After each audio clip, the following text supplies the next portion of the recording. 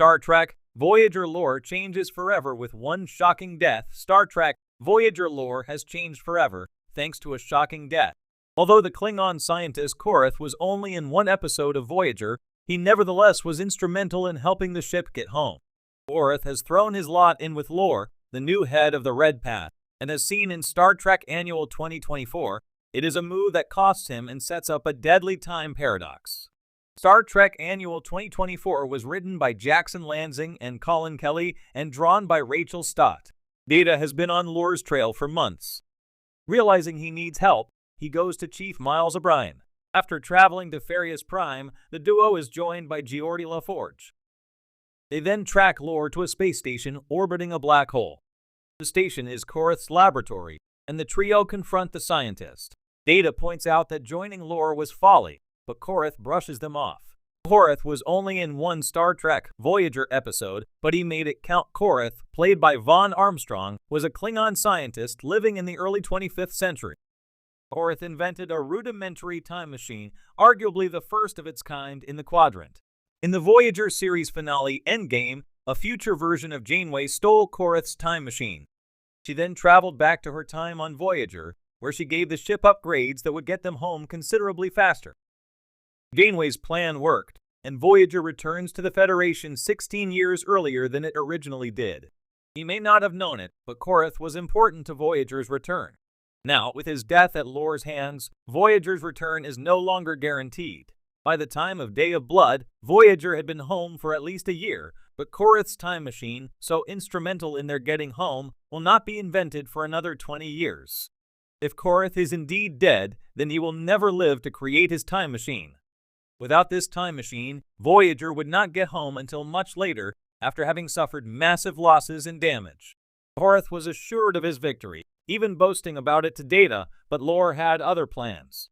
Corth's death creates a Star Trek time paradox. Killing Corth creates a massive time paradox, one where Voyager did not make it home in the 2380s. Several characters from the show have been involved in IDW's Star Trek line, and if Corth is indeed dead, they will find themselves back in the Delta Quadrant with no knowledge they ever saw home. Furthermore, other Voyager characters, such as Tuvok and Chakotay, have returned to Picard and Prodigy, and Lore's actions in this issue have thrown those comebacks into question. Corth was the epitome of a minor character, but his death had a butterfly effect that altered Star Trek Voyager lore. Star Trek IV is forever tainted, but Simon Pegg would love to do it. Simon Pegg joins his Star Trek co-stars in wanting to return to Star Trek IV, but notes that a USS Enterprise reunion is forever tainted because of the tragic death of Anton Yelchin. The 27-year-old Yelchin, who played Pavel Chekhov in J.J. Abrams' Star Trek movies, lost his life in a vehicular accident in June 2016, just over a month before Star Trek Beyond was released in theaters. Simon Pegg co-wrote Star Trek Beyond with Doug Jung as well as played Scotty, and the film was dedicated to Yelchin and the late Leonard Nimoy. Joining Katie Sackhoff as a guest on her podcast, The Sackhoff Show, Simon Pegg discussed his incredible career, including Mission Impossible and Star Trek. Of course, the subject of returning for Star Trek IV was raised, and Pegg expressed how he'd love to do more, although it wouldn't be the same without Anton Yelchin. Read Simon's quote and listen to The Sackhoff Show below. I'd love to do more. Obviously, it's been forever tainted because we lost Anton, and that was a really hard thing for everyone involved and for the real world, let alone anything else. If we do come back, if there is another opportunity to come back, I'd love to.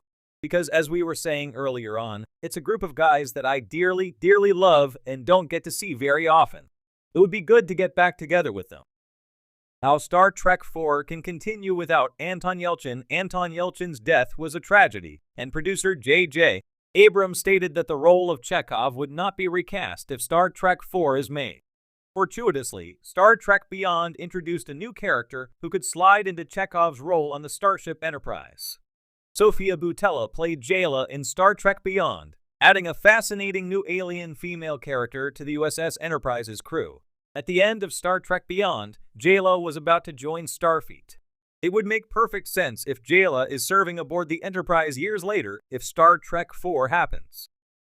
Simon Pegg joins the chorus of his fellow Star Trek castmates Chris Pine, Zachary Quinto, Carl Urban, Zoe Saldana, and Sophia Boutella in wanting to reunite for Star Trek IV Jules J. Abrams. Star Trek cast was a miraculous gathering who managed to embody iconic legacy characters while also making the USS Enterprise's heroes their own. Star Trek IV has been in development for years, with a new screenwriter trying to crack the movie, but it remains to be seen if the crew of the Starship Enterprise can boldly go into theaters one more time. Star Trek Prodigy co-ep Aaron J. Waltke deep dives into Season 2 of Star Trek lore. Star Trek Prodigy Season 2 is a remarkable achievement of intricate storytelling and deep Star Trek lore overseen by co-executive producer Aaron J. Waltke. The Emmy-winning writer-producer applied his die-hard Star Trek fandom to what many fans feel is one of the best seasons of Star Trek ever produced. Star Trek Prodigy Season 2 sees the young Starfleet hopefuls of the USS Protostar face a timey-wimey threat to the Star Trek multiverse and its numerous timelines. Helping Dal-Rel, Brett Gray, Gwyndala, Ella Purnell, and their friends save the universe is a cavalcade of legendary Star Trek heroes like Admiral Catherine Janeway, Kate Mulgrew, Captain Chakotay, Robert Beltran, and Wesley Crusher, Will Wheaton. Opposing Starfleet is the reality-eating menace of the Loom, and an old adversary, Essentia, Jamila Jamil. Screen Rant had the pleasure to engage in a deep dive with Aaron J. Waltke into the myriad Easter eggs and behind-the-scenes decisions of Star Trek Prodigy Season 2. From tie-ins to Star Trek Picard to the shocking ideas that were left out of Season 2 but may find their way into a potential Star Trek Prodigy Season 3. What was left out of Star Trek Prodigy Season 2 Screen Rant? Before we talk about all the cool deep lore in Prodigy Season 2, let's talk about what wasn't in the season. What are some of the story ideas you had to cut for whatever reason? I wanted to point out also that I was surprised that Dal being an augment and having multiple abilities didn't really factor into the season. That was something I was kind of waiting for, and I was like, oh, that didn't happen. Aaron J. Waltke. Well, first of all, with Dal's augment status, it was something that we obviously heavily featured in Season 1. And when it came to breaking Season 2, we realized that with everything going on with Gwyn being displaced from time, the search for the lost protostar, the Loom, it wound up feeling like it would have been shoehorned in a way that would have served neither story. Just like in Deep Space Nine, the story of Odo's heritage as this sort of unknown being eventually finding out he's a changeling, and then eventually, as the story goes on, you find out it's part of the Dominion, and the Dominion wants to conquer the Milky Way galaxy.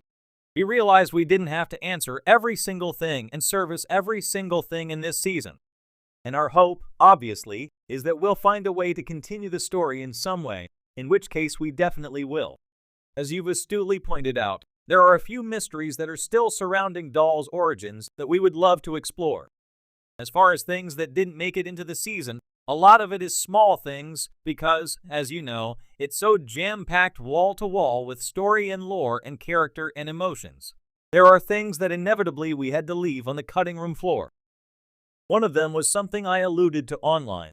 Majel has sort of white highlights in her hair, and we actually likened that as being part of the sort of Vulcan elite status, something that I think we had previously seen in the character of T'Pau in Amok Time.